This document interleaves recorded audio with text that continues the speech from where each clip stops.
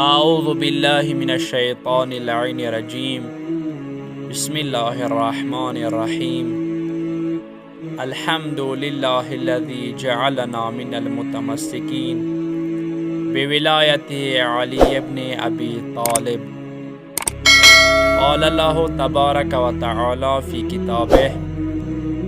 بسم اللہ الرحمن الرحیم یا ایہا الذین آمنوا کتب علیکم الصیام کما کتب علی الذین من قبلکم لعلکم تتقون.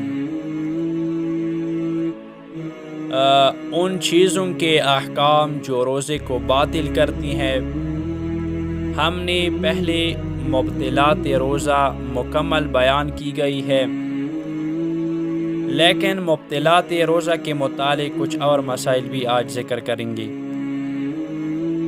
ان چیزوں کے احکام جو روزے کو باطل کرتی ہے. پہلا مسئلہ یہ ہے، اگر انسان جان بوجھ کر اور اختیار کے ساتھ کوئی ایسا کام کرے جو روزے کو باطل کرتا ہو تو اس کا روزہ باطل ہو جاتا ہے، اور اگر کوئی ایسا کام جان بوجھ کر نہ کرے تو پھر اشکال نہیں.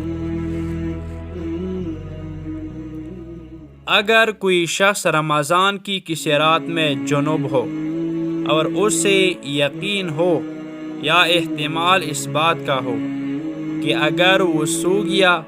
تو صبح کی اذان سے پہلے بیدار ہو جائے گا، اور وہ بیدار ہونے کے بعد غسل نہ کرنا چاہتا ہو، تو اس صورت میں جب کہ وہ سو جائے اور بیدار نہ ہو تو ضروری ہے کہ اس دن کا روزہ مکمل کرے، اور قضا اور کفارہ اس کے لیے لازم ہے. اسی طرح اگر اس تردد میں ہو کر بیدار ہونے کے بعد غسل کرے یا نہ کرے تو احتیاط لازم کی بنا پر یہی حکم ہے. چنانچہ اگر انسان نہ جانتا ہو کہ جو باتیں بتائی گئی ہیں ان میں سے بعض روزے کو باطل کرتی ہیں، اور مسئلہ نہ جاننے کے سلسلے میں اس نے کوئی کوتاہی نہ کی ہو اور نہ ہی کسی قسم کے تردد کا شکار ہو، یا یہ کہ شرعی حجت پر اعتماد رکھتا ہوں اور کھانے پینے اور جماع کے علاوہ ان افعال میں سے کسی فعل کو انجام دے تو اس کا روزہ باطل نہیں ہوگا. اگلا مسئلہ، اگر روزے دار سہواً کوئی ایسا کام کرے جو روزے کو باطل کرتا ہوں اور یہ سمجھتے ہوئے کہ اس کا روزہ باطل ہو گیا ہے دوبارہ عمدن کوئی اور ایسا ہی کام کرے تو پچھلے مسئلے میں بیان شدہ حکم اس پر جاری ہوگا. اگر کوئی چیز زبردستی روزے دار کے حلق میں انڈیل دی جائے تو اس کا روزہ باطل نہیں ہوتا، لیکن اگر اسے مجبور کیا جائے کہ اپنے روزے کو کھانے پینے یا جماع کے ذریعے باطل کرے، مثلا اسے کہا جائے